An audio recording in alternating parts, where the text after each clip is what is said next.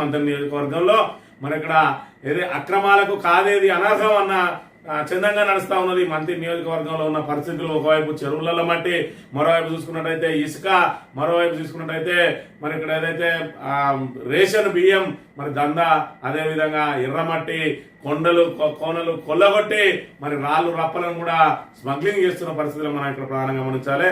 తాజాగా మరి రైతులకు సంబంధించిన ఏదైతే ఇసుక మేటలు ఏవైతే ఉన్నాయో ఆ ఇసుక మేటల మాటున పెద్ద ఎత్తున ఇక్కడ ఇసుక తరలింపు జరుగుతా ఉన్నది. ఒకటే పర్మిట్ మీద మరి ఇక్కడ పదుల సంఖ్యలో లారీలను తరలిస్తున్న పరిస్థితిని మనం ఇక్కడ ప్రధానంగా గమనించవచ్చు. గత సంవత్సరం తొలగించిన ఇసుక మేటలను మరి ఇక్కడ తరలించే క్రమంలో ఇచ్చిన పర్మిట్లు, రైతుల పేరిట ఇచ్చిన పర్మిట్లు అప్పుడే పూర్తయిపోయినాయి. అవి దేనికి వాడినాయాలంటే ఒక లారీ ఏదైతే బురదలో కూరుకుపోయిందో ఆ రోజు తెలిసింది.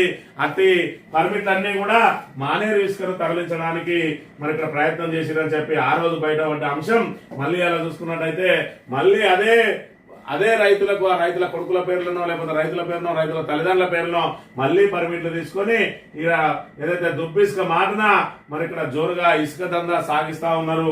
మరోవైపు చూసుకున్నట్టయితే రాత్రి పూట మరి దీనికి సంబంధించిన 6 గంటల నుంచి 6 గంటల వరకే తరలించాలని స్పష్టమైన నిబంధనలు ఉన్నా కూడా వందలాది లారీలతోటి ఏదైనా ఇసుకను తరలిస్తా ఉన్నారు. రాత్రి పూట మానేరుకు మరి పొతం పెడతా ఉన్నారు అక్రమార్కులు. ఇవన్నీ కూడా కాంగ్రెస్ కార్యకర్తల జేబులు నింపే కార్యక్రమం. ఒక నాయకునికి 50 లక్షలట, మరో నాయకునికి 25 లక్షలట, చిన్న చితక నాయకులకు 5 నుంచి 10 లక్షల రూపాయలు చొప్పున పంపిణీలు చేసుకుంటూ ఇక్కడ ఏదైతే దుబాయ్ ఇసుక ఉన్నదో దీనికి పర్మిట్లు మరి ఇక్కడ నిరాకరించి ఏదైతే ఒక పర్మిట్ ఉంటే మరి 10ల సంఖ్యలో లారీలను తరలిస్తూ మరి మరోవైపు రాత్రి పూట ఏకంగా మానేరు ఇసుకనే తరలిస్తా ఉన్నారు.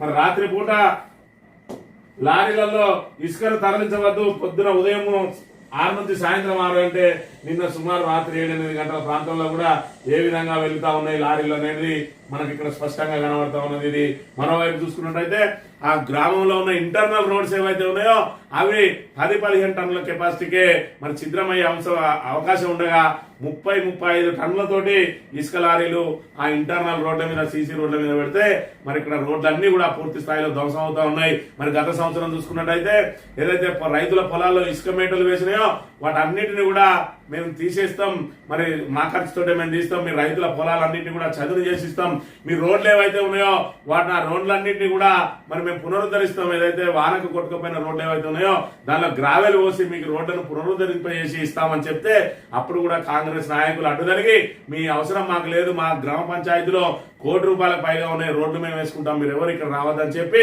వాళ్ళని నిలబొట్టి మరి ఇక్కడ తతంగానంతా నడిపించిండు. రైతుల పేరు మీద తీసుకున్న పర్మిట్లు అన్నింటినీ కూడా మరి దుర్వినియోగం చేసి మరి ఇక్కడ మానేరు ఇసుకను తరలించకపోయిండ్రు. అది ఒక లారీ దిగవడంతో పూర్తి స్థాయిలో అది వెలుగులోకి రావడంతో అలా పర్మిట్లను రద్దు చేస్తే మళ్ళీ ఈ సంవత్సరం మళ్ళీ మొదలు పెట్టిండ్రు. ఏదైతే దుబ్బిసుక మాటన మానేరు ఇసుక తరలించకపోవడం, ఒకవైపు ఒక్క పర్మిట్ పేరు మీద 10ల సంఖ్యలో లారీలు తరలించకపోతా ఉన్నా కూడా మంత్రి నియోజకవర్గంలో ఎవరికన్నా ఫోన్ చేయండి, ఒక్క అధికారి కూడా అక్కడికి రాడు. పోలీసులకు ఫోన్ చేయండి, నో రెస్పాన్స్.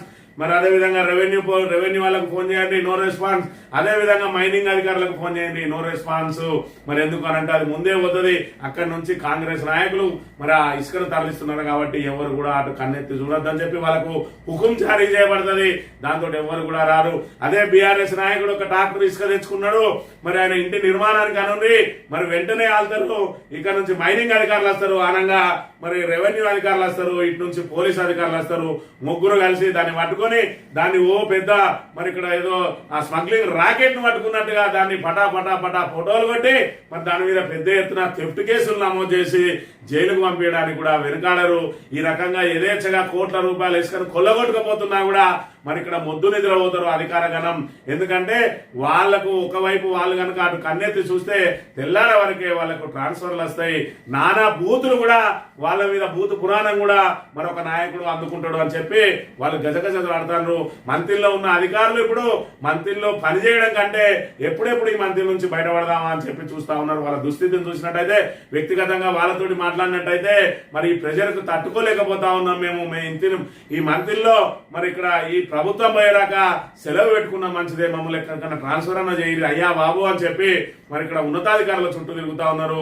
గతంలో చూసుకుంటే రామగిరి పోలీస్ స్టేషన్లో ఒక ఎస్ఐ ఒత్తిడి తట్టుకోలేక సిబికి పదే మరి ఇక్కడ ఆయన విజ్ఞాపనలు పెట్టుకొని సార్ నేను ఇక్కడ పని చేయలేను మరి ఇక్కడ నన్ను పంపినని చెప్పుకున్న పరిస్థితి కూడా మనం ఇక్కడ చూడవచ్చు. ఇటు పోలీస్ అధికారులు అయితే ఇటు రెవెన్యూ అయితే ఇటు మరి మైనింగ్ అయితే ఇతర ఏ అధికారులైనా ఆ ఒత్తిడికి మాత్రం తాళలేకపోతా ఉన్నారు. ఒత్తిడి తట్టుకోలేక వాళ్ళు మరి ఇక్కడ ఖచ్చితంగా చట్టవిరుద్ధమైన పనులు చేయాల్సి వస్తా ఉన్నదని చెప్పి వాళ్ళు వాపోతా ఉన్నారు. వాళ్ళ పరిస్థితి ఆ విధంగా ఉన్నది.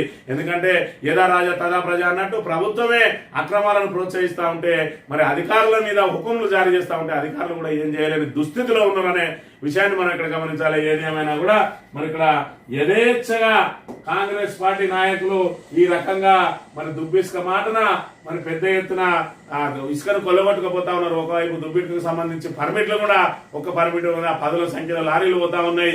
రాత్రిపూట ఏకంగా మానేరు ఇసుకనే తరలించకపోతా ఉన్నారు. అయినా పట్టించుకునే నాదుడే లేడు. మరి ఇక్కడ గత సంవత్సరం ఇచ్చిన పర్మిట్లు ఏమైనాయి? మరి ఇక్కడ ఏదైతే ఆ ఇసుక మేటలు తొలగించినప్పుడు గతంలో ఇచ్చిన పర్మిట్లతోటి ఆ ఇసుక మొత్తం పూర్తయిపోయి ఉండాలి.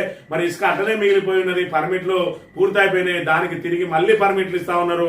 మరి ఇక్కడ ఈ సంవత్సరం అయితే ఇసుక మేటలు ఒక్కటి కూడా తీయలేదు. ఈ సంవత్సరం వరదలు వచ్చి ఎక్కడ కూడా మరి ఇక్కడ ఇసుక మేటలు కూరుకపోయలేవు. అయినా కూడా మరి ఏ విధంగా పర్మిట్లు ఇస్తా ఉన్నారు? ఆ పర్మిట్లు ఏమైనా దాని మీద ఎందుకు విచారణ చేయలేదు కలెక్టర్ అనే విషయాన్ని మనం ఇక్కడ గమనించినట్టయితే ఏ విచారణలో ఉన్నాయి?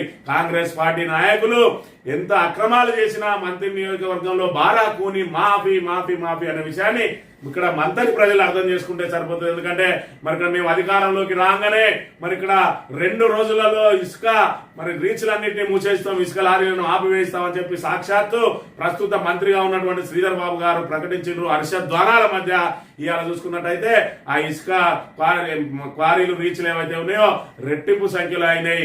మరి 100 లారీలు తిరిగితే బీఆర్ఎస్ హయాంలో ఇప్పుడు 1000 లారీలు తిరుగుతా ఉన్నాయి. అవి చాలదన్నట్టు ఎక్కడికక్కడ ఇసుకను కొల్లగొట్టుకపోతా ఉన్నారు. మరి గతంలో చూసుకుంటే మరి మీ తాత ముత్తాతల వనరులన్నీ దోపిడీకి గురైతా ఉన్నాయి అన్నారు. ఇవాళ ఎవరు దోపిడీ చేసుకుపోతా ఉన్నారో సాక్షాత్తు మంత్రి ప్రజలందరూ కూడా గమనించాలి. ఈ దోపిడీ ఎవరు చేస్తా ఉన్నారు? ఈ దోపిడీ వెనుక ఎవరున్నారు? ఈ దోపిడీ ఎవరి జేబులకు పోతా ఉన్నది? ఇది ఎలక్షన్లప్పుడు మాత్రమే ఓటుకు కొనుగోలు కోసం మళ్ళీ ప్రజల దగ్గరికి ఇందులో ఒక 10 పైసలు మళ్ళీ రిటర్న్ వస్తా ఉన్నాయి. 90 పైసలు దోసుకొని తింటా ఉన్నారు. 10 పైసలు ప్రజలకు ఎగజాలి మళ్ళీ అధికారంలోకి రావడానికి ప్రయత్నం చేయడానికి ఈ అక్రమ డబ్బే పనిచేస్తుంది అనే విషయాన్ని మంత్రి ప్రజానికం మరి ఇక్కడ